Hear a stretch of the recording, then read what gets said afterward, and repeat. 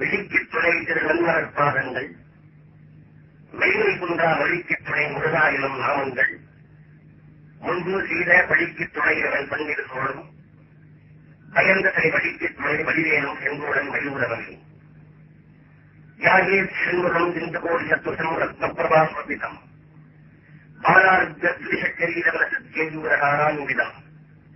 கர்ணாலங்கித குண்டல பிரகடனம் காஞ்சி சங்கரவிதம் சுக்கார சாரோதயம், யாகே தீர்த்தம் சிவரதம் ஸ்ரீ வரதாட்சியாமிதம் கீழம் குப்புழம் சிவரதம் பாசம் சேகரம் வெச்சம் சக்தி சிங்கசுரமபயம் துர்பித்துலம் செல்வதம் யாகே சித்திர அயூர பாகரசுவம் சித்தராம் பராரங்கதம்.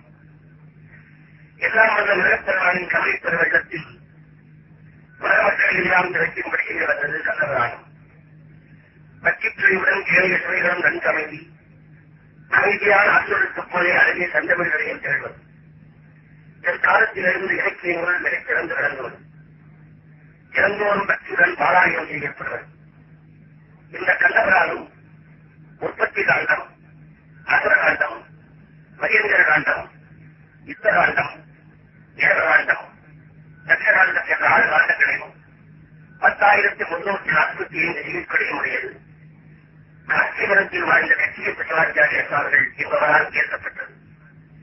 எல்லாம் வல்ல முருகப்பெருமானுடைய வழிபாடு தமிழகத்திலே மிக மிக தொன்மையாக நடத்துவது. எந்த காலத்திற்கு முன்பிருந்து இலக்கியங்களில் இருந்தே எல்லாம் வல்ல முருகப்பெருமானுடைய வழிபாடு தமிழகத்தில் நிறைந்து வந்தது என்பதற்கு பல சான்றுகள் உள்ளன. மலையும் மலை சூழ்ந்திருக்கின்ற பகுதியும் ஒழுங்கி என்று அழைக்கப்படுவது வழக்கம்.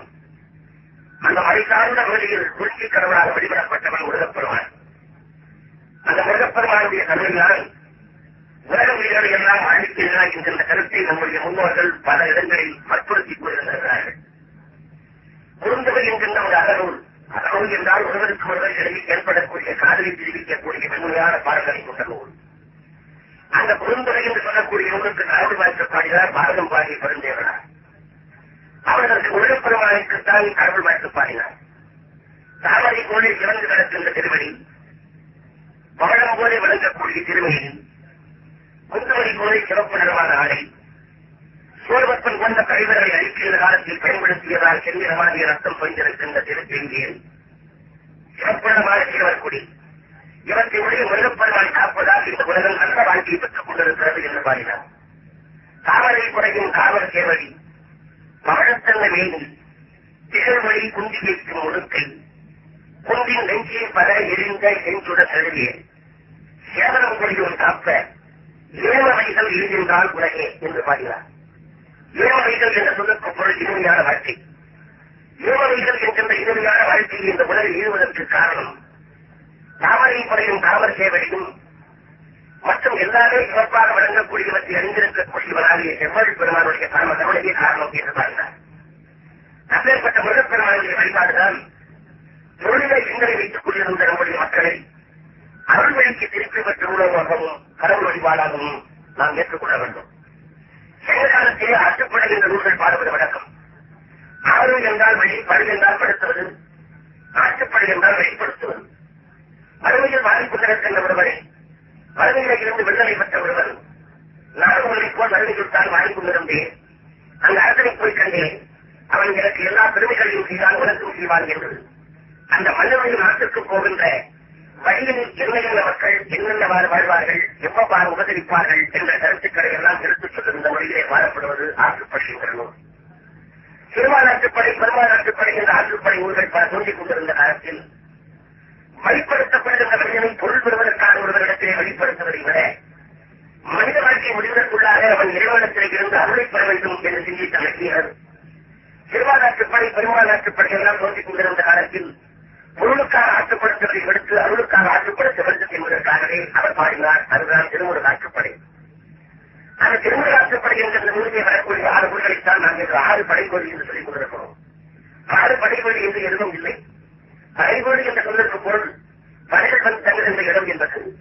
முருகப்பெருமான் சோழப்படை பலம் செய்ய வருகின்ற காலத்தில் அவர் பின்னாலே வந்த ஊடகங்கள், அவர் பின்னாலே வந்த படைகள் 6 ஊர்கள் தங்கியதாக இங்கும் வரலாறு கிடையாது. பிறகு 6 படைக்கு நாம் எவ்வாறு அளிக்கின்றோம்?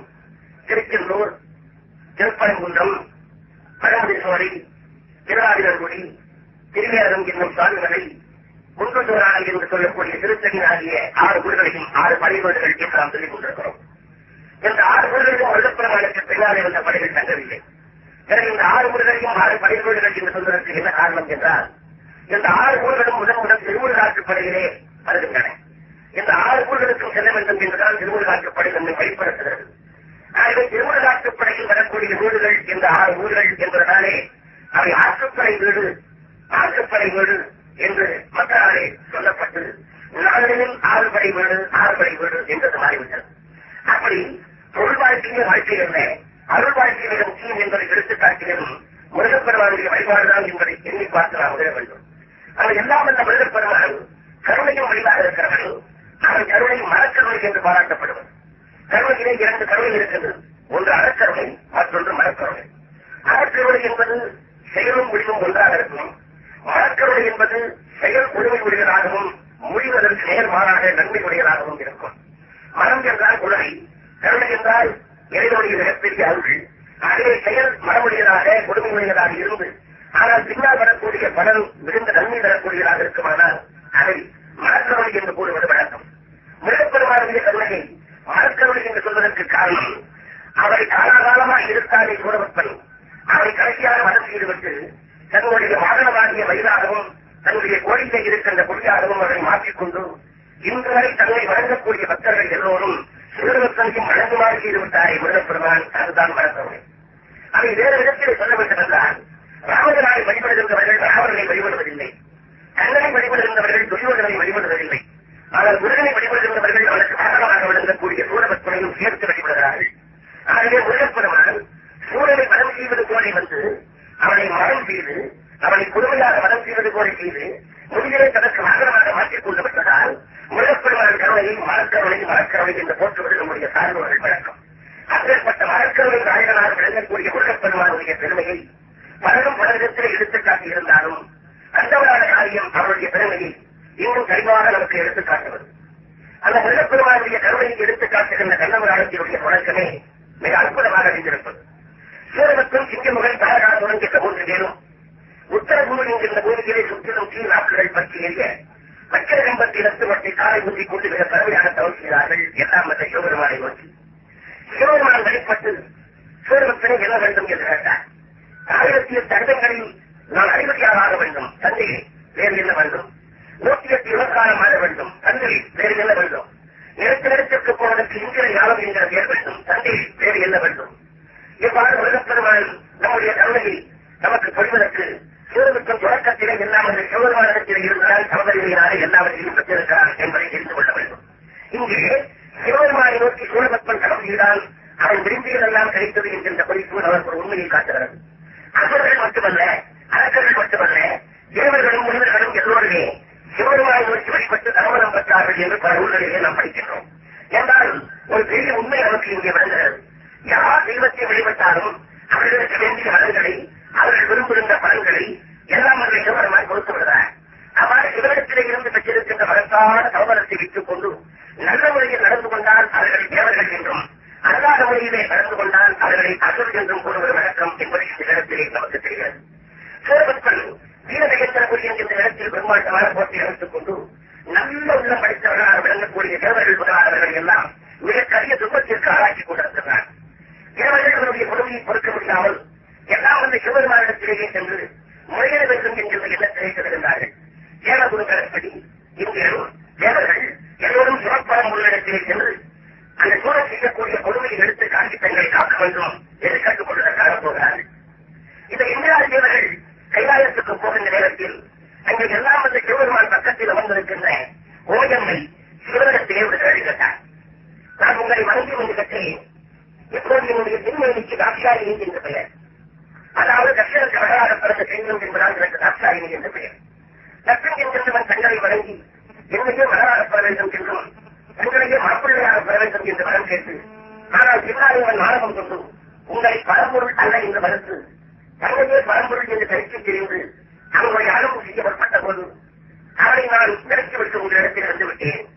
இருந்தாலும் என்னுடைய உள்ளம் தங்கள் பக்கத்திலே மாறினால் கூடாது, உடம்பும் தூய்மைப்பட வேண்டும் என்பதற்காக நான் தவம் செய்து வேறு தெய்வத்தை அடைவதற்கு தாங்கள் எனக்கு அருள் புரிய வேண்டும் என்று கேட்டுக்கொண்டார். உடனே சிவபெருமான் என்றால் நீ பரமராஜன் மகனாக பார்வதி என்கிற பெயரோடு போய் தவம் செய்வாயாக, உன்னை நான் வந்து ஏற்றுக்கொள்வேன் என்று தெரிவித்தார். இந்த கதையிலே நமக்கு ஒரு உண்மை விளங்குகிறது. தச்சனுக்கு மகனாக உமையன்மை தாட்சாயினி என்கிற பெயரோடு அவதரித்தார். ஆனால் தச்சன் சிவனுடைய பெருமையை உணரவில்லை என்பதால் அந்த தச்சனுடைய பொறுமையை தெரிந்து கொண்டு சிவபெருமானின் திருவடிகளை வந்து அழைக்கிறவரை சேர்ந்து விட்டார் உமையன்மை. இப்போது தச்சனிடத்தில் இருந்து தாட்சாயினிக்கு உள்ளம் மாறி சிவபெருமானிடத்தில் வந்து சேர்ந்து விட்டாரே, அது போதாதா, உடம்பும் மாற வேண்டும் என்று நினைக்கிறாரே, என்ன காரணம்? தீயது என்று, ஆழம் மிக்கது என்று, பொருந்தாதது என்று நாம் கருதுகின்ற ஒரு கொள்கையிலே இருந்து நல்லது என்றும் விவேகமானது என்றும் உயர்வானது என்றும் கருதுகின்ற கொள்கையின் பக்கம் நம்முடைய உள்ளம் மட்டும் மாறினால் போதாதா, உடம்பும் மாற வேண்டுமா என்ற ஒரு கேள்வியை இந்த இடம் நம்மிடத்தில் எழுப்புகிறது. இதேபோல வேறு இடம் உண்டா என்று நாம் இலக்கியத்தில் சிந்தித்து பார்த்தால் இருக்கிறது. தீயதன் பக்கத்தில் இருந்து நல்லதன் பக்கத்தில் உள்ளம் மட்டும் மாறினால் போதாது, உடம்பும் மாற வேண்டும் என்பதற்கு சான்றாக தாட்சாயினி இப்போது கற்றுள்ளவரை இந்த கல்விக்கு சான்றாக இது போன்ற வேறு சில இடங்களையும் நம்மாலே காண முடியும். ராவணனுக்கு தற்கு விபீஷணன் ராமபிரானுடைய திருவடியிலே வந்து விழுந்தான். அப்போது ராமபிரான் இலங்கையர்களுக்கு இங்கே நீதான் அரசன் என்று சொன்ன போது அந்த விபீஷணன் ராவணனிடத்தை தெரிவிக்கின்றான், ராமா, நான் தன்னிடத்திலே தங்கள் திருவடியிலே அழைக்கமாக வந்து சார்ந்தேன். நான் இலங்கையர்களுக்கு அரசு மொழியை சூட்டிக் கொண்டதற்காக இங்கே வரவில்லை. எனக்கு நீங்கள் நிச்சயமாக ஒரு மொழி சூட்ட வேண்டும்.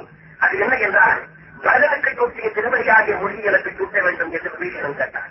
இளையவன் கவித்த மொழி என்னையும் கவித்தி என்றான். ஏன் என்று ராமபிரான் கேட்ட போது விபீஷணன் சொல்லுகிறான், பாவங்களையும் குற்றங்களையும் செய்த ராவணன் உடன் பிறந்த இந்த சரீரமும் பாவம் செய்தது என்று கருதுவதால் இந்த உடம்பும் புரிதப்பட வேண்டும் என்பதற்காக தங்களுடைய திருவடியை சூட்ட வேண்டும். களவியல் அரக்கன் பின்னே பிறந்த கடவுளை தீர இளையவர் கவித்த மொழி என்னையும் கவித்தி என்றான். ராவணன் செய்தது தவறு என்று விபீஷணன் உள்ளத்தால் உணர்ந்துதானே ராமபிரான் பக்கம் வந்து சார்ந்திருக்கிறான். அதோடு நிறுத்திக் கொள்ளானே உடம்பும் புரிதப்பட வேண்டும் என்று அவன் எண்ணுகின்றான். தாட்சாயினி எண்ணியது போலவே இந்த இரண்டு இடம் மட்டுமல்ல, இன்னொரு இடத்திலும் நம்மாலே காண முடியும். சேக்கிழார் காவலர்களுடைய பெயரானது திருநாவுக்கரசர் சைவ சமயத்தில் காட்கொள்ளப்பட்டது. திருநாவுக்கரசு என்கின்ற பெயர் இறைவனாலே வழங்கப்படுவதற்கு முன்னர் தர்மசேரன் என்கின்ற பெயரோடு சமண சமயத்திலே இருந்தவர். அவருக்கு தோழி வழி கொடுத்து எல்லாம் அந்த சிவப்படம் பொருள் அவரை ஆண்டு கொண்டார். அதன் பின்னர் திருநாவுக்கரசு சாமிகள் திருத்தூங்காணி மாடம் என்கின்ற திருக்கோயிலுக்கு போகின்ற போது அங்கே இறைவனிடத்திலே முறையிட்டுக் கொள்ளுகின்றார், நான் சமண சமயத்திலே இருந்த இந்த உடம்போடு இருக்க விரும்பவில்லை, ஆகவே என்னுடைய உடம்பை தாங்கள் புரிதப்படுத்த வேண்டும் என்று அவர் கேட்டுக்கொண்ட போது யாரும் அறியாத வைத்து சிவபெருமான் சூழகலத்தை இணைத்து மூவிலை சூழத்தை திருநாவுக்கரசருடைய தோழிலை குறித்தார் என்று சேக்கடாத்தார்கள் குறிப்பிடுகின்றார். இப்போது சமண சமயத்திலே இருந்து சைவ சமயத்திற்கு திருநாவுக்கரசர் உள்ள மாறிவிட்டு அருகிலே நின்று கொள்ளாமல் உடம்பும் புரிதப்பட வேண்டும் என்று எழுதுகிறார். இந்த மூன்று பாத்திரங்களும் நமக்கு ஒரு பெரிய உண்மையை தெரிவிக்கிறது. தாட்சாயினி, விபீஷணன், திருநாவுக்கரசு சாமிகள் இந்த மூன்று பேரும் செய்திருக்கின்ற செயல், அதாவது தீயது என்று தான் கருதுகின்ற கொள்கையிலே இருந்து நல்லது என்று தான் கருதுகின்ற கொள்கையின் பக்கம் உள்ளம் மட்டும் மாறினால் கூடாது, உடம்பும் மாற வேண்டும் என்று இந்த மூவரும் கேட்பதற்கு என்ன காரணம் என்றால், இந்த மனிதத்திலே ஒரு மனிதனுக்கு எந்த ஒரு பழக்கத்தையும் முதல் ஏற்படுத்திக் கொடுப்பது உள்ளம். உள்ளம் ஒரு பழக்கத்தை ஏற்படுத்திக் கொடுத்தவுடன் உடம்பு அதை கெட்டியாக பிடித்துக் கொள்ளுகிறது. ஒரே ஒரு நாள் உள்ளம் ஏற்படுத்திக் கொடுத்த பழக்கத்தை உடம்பு கெட்டியாக பிடித்துக் கொண்டு ஒரு நாள் கூட இறைவன் இல்லாமல் அந்த பழக்கத்தை மேற்கொண்டே வருகிறது. ஒரு குறிப்பிட்ட காலத்தில் இந்த பழக்கம் வேண்டாம் என்று உள்ளம் உடம்புக்கு சொன்னால் அந்த உடம்பு ஏற்படுகிறது. தொடக்கத்திலே உள்ளம் ஒன்றை சொல்லிக் கொடுத்தவுடன் பிடித்துக் கொண்ட உடம்பு அதே உள்ளம் இதை நிறுத்தி என்று சொன்னவுடன் நிறுத்த வேண்டும் அல்லவா, ஆனால் உடம்பு நிறுத்துவது இல்லை. ஆகவே உள்ளத்திலே ஒரு கருத்திரமத்தை தோன்றினாலும் உடம்பு நீண்ட காலமாக எந்த ஒரு கொள்கையிலே பழகியிருக்கிறதோ அந்த கொள்கையின் பற்றவே மீண்டும் உடம்பு நம்மை அழைத்துக் கொண்டு சென்றுவிடக்கூடிய ஒரு ஆபத்து இருக்கிறது என்கின்ற கருத்தை விளக்குவதுதான் தாட்சாயினி தான் இப்போது நேற்று தெரியத்தோடு சிவப்படம் பொருளை அறிய வேண்டும் என்று கேட்டது. அவ்வாறு கைலாயத்திலே தாட்சாயினியாக விளங்கிய உபயம்மை பார்வதி என்கிற பெயரோடு சமம் செய்ய போய்விட்டதால் இந்திராதி தேவர்கள் தேவகுரு கடற்கரை முதலாளவர்கள் அங்கே சூழலுடைய பொறுமை எடுத்துச் செல்வதற்காக போனவர்கள் சிவபெருமான் மோனத்திலே வைத்திருக்கின்ற காட்சியை தான் பார்க்க முடிந்தது. இருந்தாலும் தாங்கள் வந்திருக்கின்ற காரியத்தை எடுத்துச் சொல்ல வேண்டும், சூழலுடைய கொடுமையை சொல்லி தங்களுடைய துக்கங்களை நீக்க வேண்டும் என்று விண்ணப்பித்துக் கொள்ள வேண்டும் என்று அவர்கள் நின்றார்கள். அப்போது சிவபெருமான் இந்திராதி தேவர்களை கண்டு என்ன என்று கேட்டார். தாங்கள் தான் சூழலுக்கு எல்லா சிறப்புகளையும் கொடுத்தீர்கள், ஆனால் அவர் அவற்றையெல்லாம் வைத்துக் கொண்டு எல்லோருக்கும் நன்மை செய்வதற்கு பதிலாக மிகப்பெரிய கொடுமையை செய்து கொண்டிருக்கிறான். அவன் துன்பம் தாங்க முடியவில்லை. தாங்கள் தான் வேலையில் தான் எங்களை எவ்வாறாவது காக்க வேண்டும் என்று பாதித்துக் கொண்ட போது சிவன் சொன்னார், வேலைகளே உங்களுக்கு நன்றாக வேண்டும் போங்கள். தேவர்களுக்கு ஒன்றும் விளங்கவில்லை. தேவர்களை காக்க சுமக்க வேண்டியதை சிவபெருமான் தானே. சூழன் கையாக நாங்கள் சுமப்படுகிறோம் என்று சொல்கிற போது உங்களுக்கு நன்றாக வேண்டும் பொங்கல் என்று சொன்னால் என்ன பொருள்? ஏன் அவ்வாறு சொல்லுகின்றார்கள் என்று தேவர்கள் கணபதி நிலத்தில் முறையிட்ட போது சிவபெருமானுக்கு காரணம் சொன்னார். தக்கன் என்பவர்கள் இருந்தானா? அந்த தக்கன் என்னைக்கே மாப்பிள்ளையாக பெற்றிருந்தானா? ஓயமையே மகனாக பெற்றிருந்தானா? அதேபட்ட அந்த தக்கன் என்னை பரம்பொருள் அல்ல என்று மறுத்து தன்னையே பரம்பொருள் என்று தரிக்க தெரிந்து எனக்கு தர வேண்டிய பெருமையை தராத ஒரு யாகத்தை செய்த போது இந்திராணி தேவர்களாகிய நீங்கள் எல்லாம் அவர் கஷ்டப்பட்டு போது அவருக்கு பரம்பொருள் என்று ஏற்றுக் கொண்டீர்கள் அல்லவா? அதனால இப்போது சூழன் கையாளி நீங்கள் துன்பப்படுவீர்கள். உண்மையது அகன்ற தட்சன் வேள்வியில் இருந்த பாவம் உண்மையை இருந்தது, அதனால் மோதக உடங்கி. மெய்மையது அகன்ற தட்சன் வேள்வியில் இருந்த பாவம் உண்மையை இருந்தது, அதனால் மோதக உடங்கி. நீங்கள் இப்போது துன்பப்படுவதற்கு காரணம் தட்சனுடைய விக்கத்தையே கொண்டு கொண்டு சிவப்பரம்பொருளாகி என்னை மறுத்தது என்று தெரிவித்தார். நாம் இங்கே ஒன்று தெரிந்து கொள்கிறோம். மனிதர்கள் மட்டுமல்ல, தேவர்களானாலும் சரி, யாரேனும் எந்த ஒரு வேலையை செய்தாலும் அந்த வேலைக்கு உள்ள பலனை அடைந்தே சேர வேண்டும். நன்மையை செய்கின்றவர்கள் நற்பலன்களையும், தீமையை செய்கின்றவர்கள் தீய பலன்களையும் அனுபவித்தே சேர வேண்டும். கர்மாக்களிலே இருந்து யாரும் தப்ப முடியாது என்கின்ற வளர்த்தான கருத்து இங்கே இந்த கதை காட்டுகிறது. தேவர்களே ஆனாலும் அந்த இந்திராதி தேவர்கள் தட்சின் நிச்சயத்திலே பங்கு கொண்டதன் வழிவாக இப்போது சூழல் கையாலே கொடுமைப்படுகிறார்கள் என்கின்ற இந்த உண்மை நமக்கு வளர்த்தால் இந்த நீதியை விலக்கி காட்டுகிறது.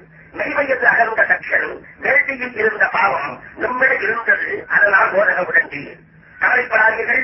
நம்மிடத்திலே இன்னும் ஒரு செய்வென்று உங்களை காப்பான், நம்மிடத்திலே ஒரு செய்தி ஒரு பிள்ளை தோன்றி உங்களை எல்லாம் காப்பான் என்று சிவபெருமான் அருள் செய்தார். இப்போது தேவர்களுக்கு ஐயம் ஒன்று ஏற்பட்டது. அவர்கள் தேவகுரு பரஸ்பரி இடத்திலே சென்று கேட்டார்கள். நாங்கள் தக்கரோடு கலந்து தக்கரையே பரம்பொருள் என்று ஏற்றுக்கொண்டு சிவப்பரம்பொருளை மறுத்தது பெரிய குற்றம் தான். அந்த குற்றத்தை நாங்கள் அறியாமல் செய்திருந்தால் சிவபெருமானை நேர்மகமாக உங்களை சந்திக்கிறானே, அதற்காக சூழன் கையிலே எல்லா பெருமைகளையும் கொடுத்து அவரை கொண்டு ஏன் தண்டிக்க வேண்டும் என்கின்ற கேள்வியை அளிக்கிறார்கள். அப்போது அருமையான ஒரு வெளிப்பு இருந்தார். தேவர்களே, நீங்கள் எல்லாம் இப்போது சூழன் கையாலே துன்பப்படுவதற்கு காரணம் ஒன்று சிவப்பரம்பொருளை இழந்தது. சரி, நாங்கள் சிவப்பரம்பொருள் இழந்தோம் என்றால் சிவந்தாரை எங்களை சந்திக்க வேண்டும், சூழலை கொண்டு ஏன் சந்திக்க வைக்கிறார்? தேவகுரு சொன்னார், சூழலை கொண்டு உங்களை சந்திக்க வைப்பதற்கு காரணம் சிவபெருமான் ஏற்படுவார் உங்களை சந்திக்காமல் இருப்பதற்கு காரணம் பாசம் தான் இதற்கு தடையாக இருக்கிறது.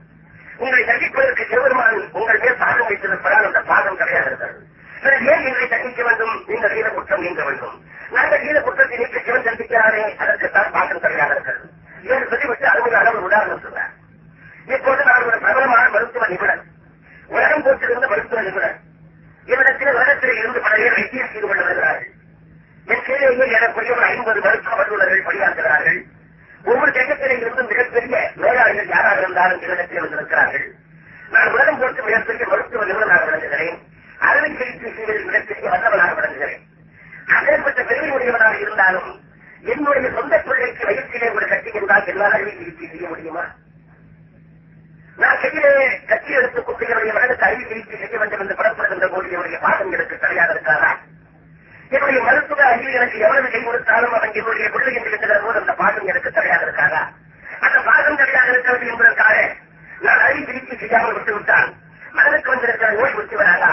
ஆகவே நோயையும் போக்க வேண்டும். அந்த நோயை போக்குவதற்கு உள்ள மருத்துவ சிகிச்சையை செய்வதற்கு என்னுடைய பாதமும் சரியாக இருக்கிறது. அதனாலே நான் என்ன செய்வேன்? என் கையிலே பணியாற்றக்கூடியவர்கள் யாராவது ஒருவரை அழைத்து அவரை கொண்டு இந்த அறுவை சிகிச்சையை செய்யுமாறு சொல்லி நான் சட்டம் காணாமலும் இருப்பதாக நடத்தான். அதுபோல சிவபெருமான் தேவர்களை நிச்சயமாக சந்திக்க வேண்டும் அவர்கள் செய்த குற்றத்திற்கு அந்த தண்டனைக்கு அவர்கள் மேற்கொண்டிருக்கின்ற பாதம் தடையாக இருப்பதால் சூழலை கொண்டு தண்டிக்க வைத்தார். வெற்றிலும் புறவரானோர் பிள்ளைகள் நம்பால் நோய் என்று உச்சிலும் பிறரை கொண்டு ஒரு துயர் செய்து தீர்ப்பார். வெற்றிலும் புறவரானோர் பிள்ளைகள் நம்பால் நோய் என்று உச்சிலும் பிறரை கொண்டு ஒரு துயர் செய்து தீர்ப்பார். அவ்வாறு தீவிரத்துக்கு என்ன காரணம்? ஏதோ மனநிலை இருக்கின்ற பயணிக்க இல்லாத காரணம் அல்ல. வெற்றிலும் புறவரான ஒரு பிள்ளைகள் தம்பால் நோய் ஒன்று உச்சில் பிறரை கொண்டு ஒரு துயர் செய்து தீர்ப்பார். மற்றவர் தம்பால் அன்போ மண்களோ ஒன்றும் கிடையாது. அன்பு அல்லது வெறுப்பு என்ற ஒன்றும் இல்லாமல் தன்னாலே நிர்மலமாக தண்டனை கொடுப்பதற்கு பாடம் சரியாக இருப்பதால் அவர்கள் வேறுமுறைகளை கொண்டு அறுவை சிகிச்சை செய்வது போல் நம்பால் பற்றிய பவன்கள் தீர்ப்பான் கணவனும் இவைகள் செய்தான் என்ற விளக்கம் கொடுத்த போது அவர்கள் உணர்ந்து கொண்டார். பிறகு அந்த இந்திரன் நீண்ட நம்பிக்கையோடு இவ்வளவு ஒரு செய்தி நம்முடைய சர்வதமான அருள்வான் என்கின்ற எண்ணத்திலே பிரார்த்தித்துக் கொண்டிருக்கிற பொழுது இந்திரன் கூறி எண்ணம் தோன்றியது. இப்போது சிவபெருமான் மோகத்திலே இருக்கிறார். இவர் பார்வதியை மணந்தால் மட்டும்தான் மிருகப்பெருமானை அவதரிக்க செய்ய முடியும் என்றால் இப்போது சிவபெருமானுக்கு இருக்கின்ற மோகத்தை மாற்ற வேண்டும். பார்வதியின் மீது காமத்தை ஏற்படுத்த வேண்டும். அப்படி பார்வதியின் மீது காமத்தை ஏற்படுத்த வேண்டும் என்று சொன்னால் இவருடைய மோக செய்தி கிடைத்து இவருக்கு காமத்தை உண்டாக்க வேண்டும். காமத்தை உண்டாக்க வேண்டும் என்றால் அதற்கு மன்மதனாக மட்டும்தான் முடியும். ஆகவே மன்மதன் உறுதியினால் இப்பொழுது இவருக்கு எப்படியாவது காமத்தை ஏற்படுத்த வேண்டும் என்று மன்மதனிடத்தில் சென்று கேட்டுக்கொண்டான் என்கிறார். உடனடியாக மன்மதனும் சிவபெருமான் மீது அவன் காமத்தை உண்டாக்கி விடுவேன் என்று புறப்பட்டால் அவன் புறப்படுகின்ற பொழுதே நதி தடுத்தால் போகாதீர்கள். நீங்கள் யாரை வந்தாலும் காமயப்படுத்தியிருக்கலாம். ஆனால் சிவபெருமான் என்கின்றவர் அச்சனுடைய குருவமாக இருக்கின்றவர். அவர் காமத்தை முற்றிலும் அளித்தவர். அப்பேற்பட்ட இடத்திலே சென்று நிச்சயமாக அறிந்து போகாதீர்கள், வேண்டாம் என்று தடுத்துக் போது கட்டவில்லை. நிச்சயமாக நான் சென்று இப்பொழுது அவருக்கும் காலத்தை ஏற்படுத்திவிட்டு வருவேன் என்று புறப்பட்டார். அப்படி போல அந்த மன்னர்கள் எல்லாவது சிவப்பரம்புகள் மீது மலரம்புகளை மீதவருக்கு காலத்தை உண்டாக்க முயற்சித்த போது சிவபெருமானுடைய நெற்றிக்கண்களை திறந்து பார்த்தார். காவல் பொடி பொடியாக சாம்பலாகி போனார். ரவி பின்னாலே புறம்புகிறார். நான் அப்போதே சொன்னேன், நீங்கள் கற்கவில்லை. செம்பதனை திருக்குமரா, தமிழனுக்கு ஆறுகிறே, திருமால் மைந்தா, சம்பளனுக்கு ஒரு பயிர்வா, கண்ணன்படி சிறை பிடித்த நடத்தை வீரா, அம்பகட குண்டலை சிறங்கிடியால் வென்று வருடம் மைவுத்தாகி உங்களிடம் விடியெல்லாம் வழங்கிற்றோ அயலாரம் முகப்புத்தாரோ.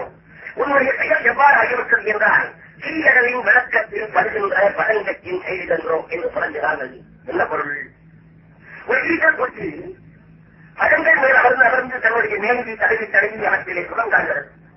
பல்வேறு விதமான பழங்களில் அமர்ந்து கொண்டு ஒவ்வொரு பழத்தின் மேலும் தன்னுடைய மேலையை உராய்ந்து இன்பம் கண்டு கொண்டிருக்கிறது ஈட்டர் கொட்டி. அதில் ஒரு விளக்கு எரிகின்ற இடத்திற்கு போயிற்று. அந்த சூழல் தெரியக்கூடிய நெருப்பினுடைய தோற்றத்தைக் கண்டு அதையும் ஒரு பழம் என்ற கருதி கொண்டு அநேகம் போய் அமர்ந்து விட்டது. அதனுடைய நிலை எல்லாரும் பழங்களில் அமர்ந்து வளர்க்கப்பட்ட ஈட்டர் கொட்டி நிலத்தின் பழம்பையும் பழம் என்ற கருதி கொண்டு அமர்ந்து அறிந்தது போலே நீ சிவப்படம் ஒரு இடத்திலேயே சென்று இவ்வாறு அறிந்து விட்டாங்க என்று அந்த ரவி புலம்புகிறார். தீயடலின் விளக்கத்தில் படுகின்ற பதங்கத்தின் செயல்கின்றோ. பதங்கம் என்பது ஈட்டர் கொட்டி. அப்போது எல்லாம் அந்த சிவப்படம் பொருள். பின்னர் நான் மன்மதனை எழுப்பிக் கொடுத்தேன் என்று கூறிவிட்டு பார்வதி தேவி தவம் செய்து கொண்டிருக்கின்ற இடத்திற்கு போய் பார்வதி தேவியின் தரத்தை சோதித்து எல்லாம் வல்ல பார்வதி தேவி திருமணம் செய்து கொண்டார். இப்பொழுது சிவபெருமான் தன்னுடைய நெற்றியிலே இருக்கிற கண்ணினாலே அந்த காவல் என்று சொல்லக்கூடிய மன்மதனை முற்றிலும் தகவல் செய்து இருக்கிறார். இப்போது சிவபெரும்பொருள் எல்லாம் வல்ல முருகப்பெருமானை அருள் செய்ய வேண்டும் என்று திருவுள்ளம் பற்றினார். ஆகவே சிவபெருமான் முருகப்பெருமானை அருள் செய்ய வேண்டும் என்று திருவுள்ளம் பற்றிய போது அவருடைய முகம் 5 முகம் 6 முகமாக மாறிற்று. அதனாலும் எல்லாம் வல்ல சிவபெரும்பொருளுக்கு இயற்கையாக இருக்கின்ற முகங்கள் 5. ஈசானம், சத்புருஷம், பாவதேவம், அகோரம், சத்யோஜாதம் என்ற 5 சிவபெருமானுடைய 5 முகங்கள். 4 திசையை நோக்கி 4 முகங்கள், ஆகாயத்தை நோக்கி ஒரு முகம். சிவபெருமான் ஜோதியை பார்ப்பதே இல்லை. 4 திசைகளையும் மரத்தையுமே அவர் முகங்களாக கொண்டிருக்கிறார். எப்பொழுது சிவபெருமான் பூமியை நோக்குவார் என்றால் சேவன் மிகுதியாக போய் மனிதர்களுக்குள்ளே ஜீவன் மிகுதியாக போய்விட்டாரோ அல்லது நல்லவர்களுக்கு மிகுதியாக துன்பம் ஏற்பட்டாரோ 6வதாக ஒரு முகத்தை எடுப்பான் சிவபெருமான். அந்த முகம் கீழ்நோக்கி எடுக்கப்படுகின்ற முகம் என்பதால் அந்த 6வது முகத்திற்கு பெயர் அதோ முகம் என்று பெயர். அதோ என்ற சொல்லுக்கு பொருள் கீழாக. அதோ முகம் என்றால் கீழ்நோக்கிய முகம். யாராவது ஒரு வாழ்க்கையிலே செல்வ வளத்தோடு வாழ்ந்துவிட்டு செல்வத்தை எல்லாம் இழந்து விட்டால் அவர்கள் கதி அதோ கதி என்று நாம் சொல்லப்படும் அல்லவா? அப்போது அதோ என்பதற்கு என்ன பொருள்? கீழாக என்பது. ஆகவே ஈசானம், தத்புருஷம், வாமதேவம், அகோரம், சத்யோஜானம் என்ற 5 முகத்தோடு கீழ்நோக்கிய முகமாக வழங்கக்கூடிய அகோமுகம் என்கின்ற 6வது முகத்தையும் எல்லாம் அந்த சிவப்பரம்பொருள் எடுத்தார். 6 திருமுகங்களிலே உள்ள 6 நெற்றிக்கண்களிலே 6 தீப்பொறிகள் தோன்றின. அந்த 6 தீப்பொறிகளும் ஆகாயத்தில் போய் நின்றன. அதிலிருந்து அண்டங்கள் எல்லாம் விளங்கின. சிவப்பரம்பொருள் 6 தீப்பொறிகளையும் தன்னுடைய இடத்திலே வாங்கி வாயுவை அளித்து வாயுவை கொண்டு போகின்றார். வாயு அந்த தீப்பொறியினுடைய வெப்பம் தாங்க முடியாமல் அக்கறை நிலத்திலே கொண்டு போய் கற்பித்தார். அக்கறையினாலும் அந்த தீப்பொறியினுடைய வெப்பச்சூடு தாங்காமல் எண்ணெயிலே கொண்டு போய் அவன் போட்டார். எத்தையும் அந்த வெப்பம் தாங்காமல் சரவண பொய்கையில் 6 தாமரை பூக்களில் 6 தீப்பொறிகளை கொண்டு போய் கற்பிக்க அது 6 குழந்தைகளாக தோன்ற கார்த்திகை பெண்கள் அதில் எடுத்து வளர்க்க அதன் பின்னர் சிவப்பரம்பொருளும் உமையம்மையும் அங்கு சென்று அருவமும் உருவமாகி அனாதியாய் பலராய் ஒன்றாய் வெப்பமாய் என்ற கோடி பிழம்பதோர் மேனியாகி கருணை போர் முகங்கள் 6 கரங்கள் 12 கொண்டே ஒரு திரு முருகன் வந்து ஆழ்ந்து உதித்தனும் உலகம் ஒழிய. எல்லாம் அந்த சிவப்பரம்பொருளுடைய நெற்றிக்கண்ணிலே தோன்றியிருக்கின்ற தீப்பொறி முருகப்பெருமானாக தோன்றியது. இந்த கரைக்குள்ளே இருக்கிற சாரம் என்ன? சிவபெருமான் 5 முகத்தோடு 6வது முகத்தையும் எடுத்துக்கொண்டு 6 முகங்களிலே தோன்றக்கூடிய 6 தீப்பொறிகள் 6 குழந்தைகளாக பரிணமித்தன என்று கண்டவராக கூறுகின்ற இந்த கதையுடைய சாரம் என்ன? இந்த உலகம் இருக்கிறதே, இதற்கு நாம் வேறு ஒரு பெயர் சொல்லிக் கொண்டிருக்கிறோம். அது பிரபஞ்சம். பஞ்சம் என்றால் நிலம், நீர், தீ, காற்று, ஆகாயம் என்கின்ற பூதங்கள் ஐந்தையும் தான் நாம் பஞ்சம் என்று சொல்கிறோம். அது இறைவன் அருளாலே விரிவடைகின்ற போது அது பிரபஞ்சம் என்றார்கள். ஒரு சொல்லுக்கு முன்னாலே என்கின்ற ஒரு எழுத்தை கொண்டு வந்து, ஒரு அறிமொழியை கொண்டு வந்து இணைப்பதன் மூலம் அருளால் விரிவடைதல் என்கிற பொருள் கிடைக்கும். பஞ்சம் 5 பூதங்கள், பிரபஞ்சம் இறைவன் அருளால் விரிவடைந்த 5 பூதங்கள். நம்முடைய இலக்கிய தயார் செய்வதற்கு பெயர் காரணம். அது இறைவனுக்கு முன்பாக வைத்து அது இறைவனுக்கு நாம் அர்ப்பணித்து விட்டோம் என்றால் அவை அருள் வந்து விரிவடைவதா? அது பிரகாரம். மற்றமாக இருக்கின்ற இது ஒன்றுக்கும் பெயர் ஆரம். கருத்திலே கொள்கின்ற மாலையை ஆரம் என்றுதானே சொல்லுகிறோம். ஆகவே மற்றமாக இருப்பது ஆரம். மனிதனுடைய சக்கரம் மற்றமாக இருப்பதால் ஆரம். ஆகவே எதை சுற்றி வந்தாலும் அது ஆரம் தான். ஆனால் இறைவனுடைய திருக்கோயிலுக்கு போய் அவன் கர்ப்ப கிரகத்தை சுற்றி வந்தால் அந்த ஆரம் இறைவன் அருளாலே விரிவடைவதால் அது பிரகாரம்.